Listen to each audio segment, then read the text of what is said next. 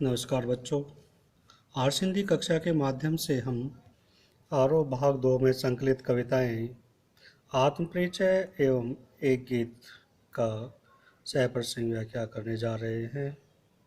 बच्चों, पिछली वीडियो में हमने आत्म परिचय कविता के आधे पद्यांशों का सह प्रसंग व्याख्या समझ लिया था, सरलार्थ समझ लिया था।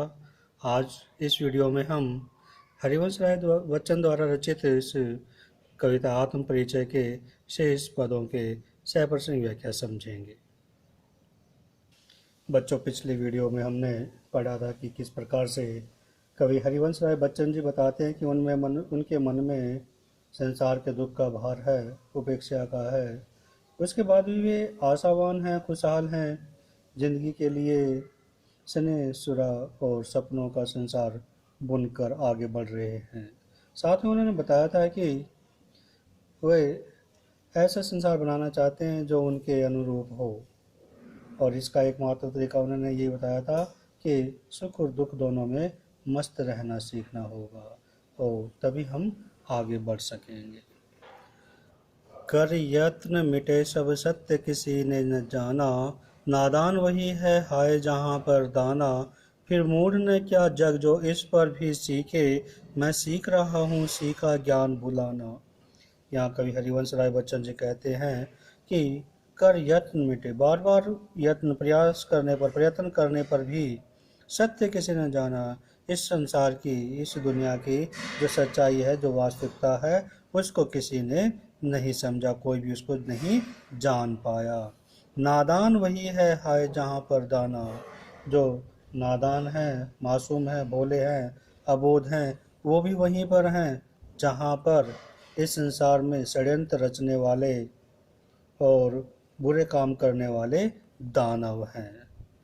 फिर मूढ़ ने क्या जग जो इस पर भी सीखे, मूढ़ मूर्ख, जग संसार, फिर संसार के लोग क्या मूर्ख हैं जो सच्चाई को नहीं जानते, वास्तविकता को नहीं जानते, जो सच को समझना नहीं जानते, जो इस पर भी सीखे, जो इस तरह की बातों को नहीं सीखते कि यहाँ पर षड्यंत्र करने वाले, बुरा करने वाले, दुख देने वाले व्यक्ति हैं।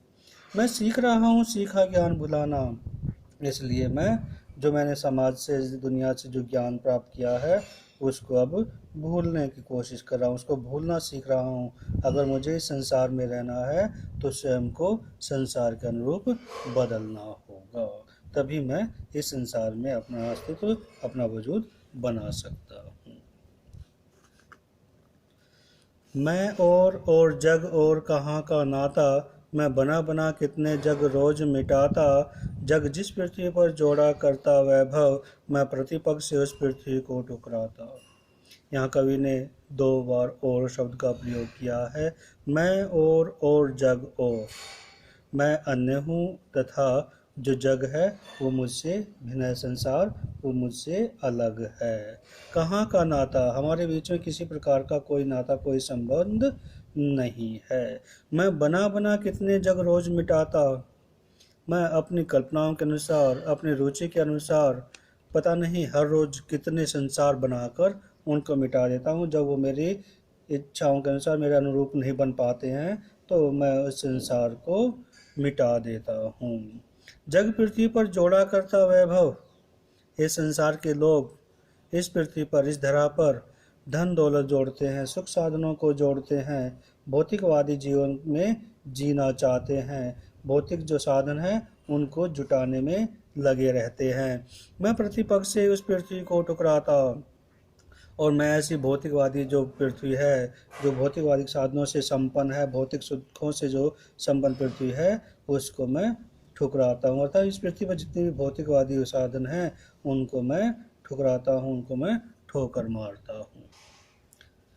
मैं निज रोदन में राग लिए फिरता हूँ, शीतल वाणी में आग लिए फिरता हूँ, हो जिस पर भूपों के प्रासाद निछावर, मैं वह खंडर का भाग लिए फिरता हूँ। कवि कहते हैं कि मैं निज, अपनी रोदन, जो रोने की अवस्था है, उसमें भी राग लिए फिरता हूँ, उसमें भी जीने की चाह लिए हुए घूम रहा हूँ। मेरा जो रोना है, जो मेरे दुख हैं, वो भी मेरे जीवन के राग गाने में सहायक है। शीतल वाणी में आग लिए फिरता हूँ। मेरी जो वाणी है वो शीतल है, लेकिन उसमें आग लिए फिरता हूँ, उसमें भी मैं आग जैसा प्रभाव लिए हुए घूम रहा हूँ।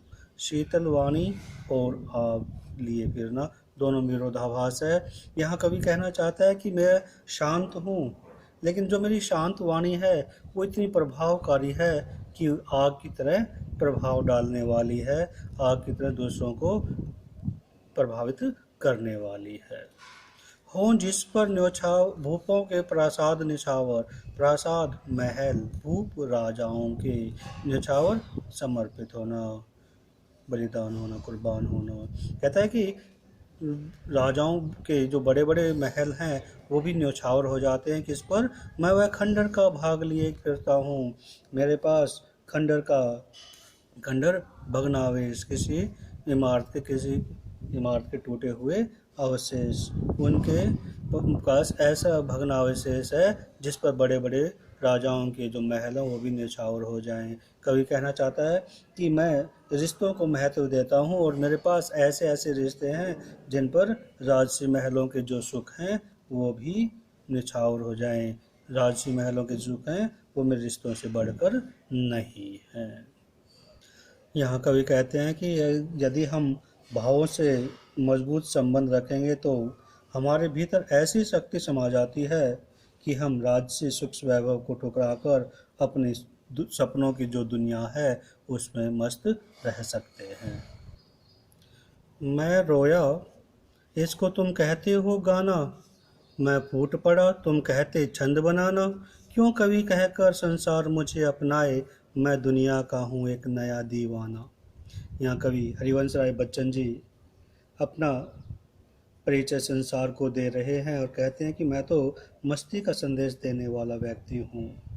जब मैं अपने दुखों को प्रकट करता हूँ, जब मैं रोता हूँ तो लोग कहते हैं कि तुम गाना गा रहे हो, बहुत अच्छा गाना लिख रहे हो, बहुत अच्छा गाना गा रहे हो।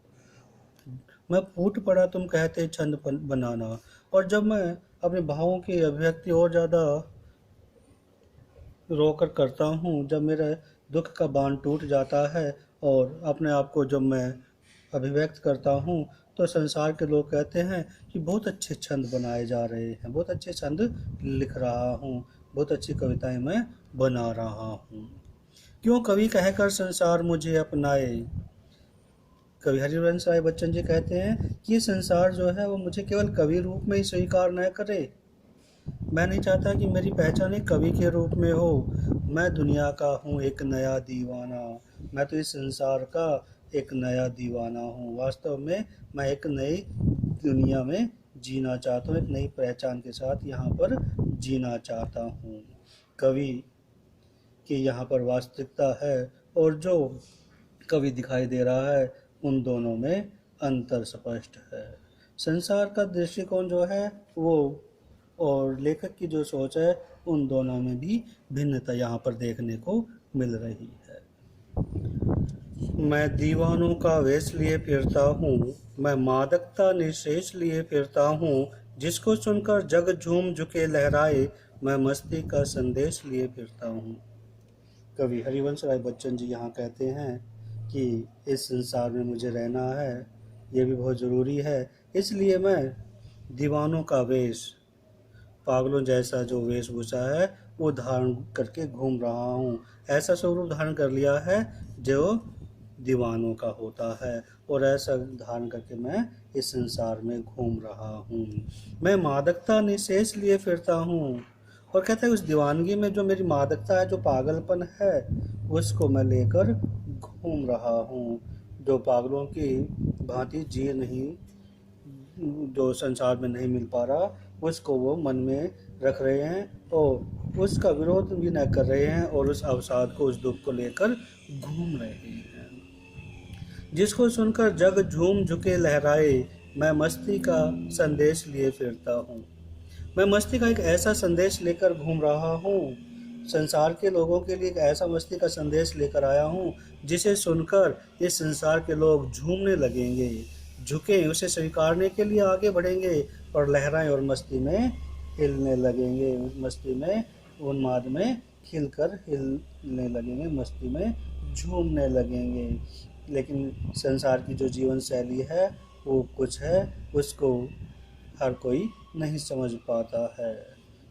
और ये था कवि का आत्म परिचय। यहाँ कवि ने अपनी इच्छा अनुसार अपना संसार बनाया, उसमें प्रेम का, स्नेह का भाव फैलाया। साथ में कवि ने यहाँ पर कहा कि दुनिया से प्रीति और कलह का नाता है, इसलिए उन्मादों में अवसाद, रोदन में राग लेकर कवि घूम रहा है। यहाँ हम कह सकते हैं कि संसार की रीति को स्वीकार करें तो भी इसी संसार में रहना हमारे लिए ज़रूरी है। बच्चों, ये थे आत्म परिचय कविता के सप्रसंग व्याख्या भाग। अगली कविता में हम हरिवंश राय बच्चन द्वारा रचित कविता एक गीत के सप्रसंग व्याख्या समझेंगे। धन्यवाद।